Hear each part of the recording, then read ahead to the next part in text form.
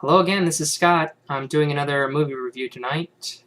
Tonight's movie is a historical epic, I would say. It's fantastic.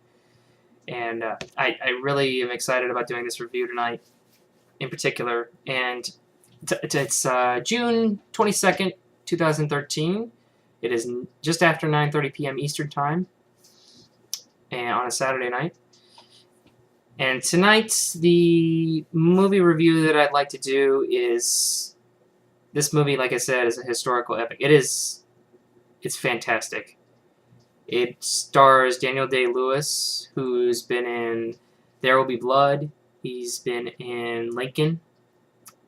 He's been in a couple other movies as well. Lincoln being his most recent best performance, I would say. He was really good in this film as well, though. The movie I'm reviewing tonight also stars Madeline Stowe. Those of you who haven't heard of her, she's been in... The only movie that I can think of right now is We Were Soldiers, I believe, with Mel Gibson. There's a few other films she's been in as well. And it also stars a man by the name of Russell Means. If you have not heard of Russell Means, look him up. He has been in some great films. And he has a lot of Native American heritage in his family, so very popular actor. The movie is directed by a man by the name of Michael Mann. If you don't know who Michael Mann is, he's directed some really good movies, Heat being one of them. He's also been in The Insider, or he's directed The Insider, I'm sorry. He's directed The Insider, and he's also directed a movie by the name of Manhunter. If you don't know what the movie Manhunter is, I believe it has to do with the origin of Hannibal Lecter, or something having to do with that. I haven't seen all of that movie yet, but I hope to see the whole thing very soon. And he's done some other movies as well, but this one in particular, I would say, is his best. It's called Last of the Mohicans, and the film is supposed to have taken place during the French and Indian War, and I would say from beginning to end, the plot in particular is very well done, and everything is right on as far as the time period. The set design, the costumes, the location where this was filmed, I believe, in North Carolina, in western North Carolina, near, I think, the Blue Mountain area, and it was also filmed in parts of New York as well. And just, I would say, the scenery is one thing that I really have to say I loved about this movie, is how much of it I saw, and how beautiful it was, and just how it fit into the movie so well. And I thought the acting was very good as well. I would say I really admired Daniel Day-Lewis. Russell Means was very good. Madeline Stowe was very good. Everybody just did a really good job with their role in the film. And it's kind of I guess you could call it a war movie, but I wouldn't necessarily put it in that category. I would put it more of just a history type of movie, which I think, in particular, every history class in every school should really have this movie, because it is so important to see this film. And I would say another thing I loved about this movie is the musical score to the film. It's very, very well made. Every time you hear the score, you will think of this movie, because it is a fantastic score. It's really, really well made, and it suits the film so well. And a lot of people have probably heard this musical score before, and if you haven't, I would suggest listening to it, because it's very good.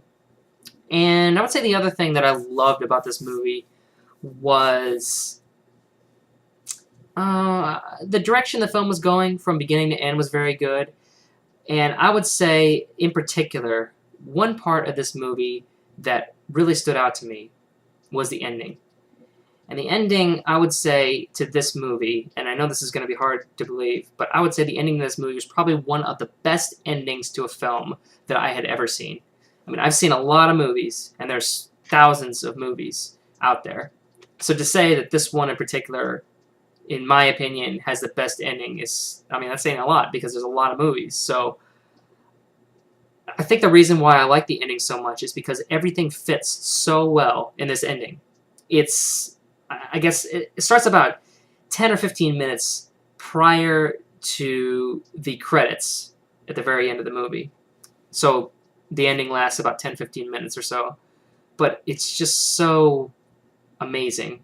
Just everything about it is amazing.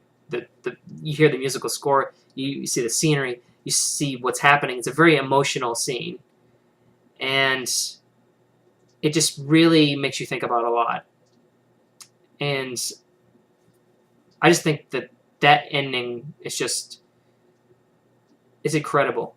And every time I see clips of this film on YouTube or wherever, I think of that ending because that ending is just it's incredible. I think there are a few clips of the ending actually on YouTube right now. So, but so anyway, these are a few things that hooked me to this movie.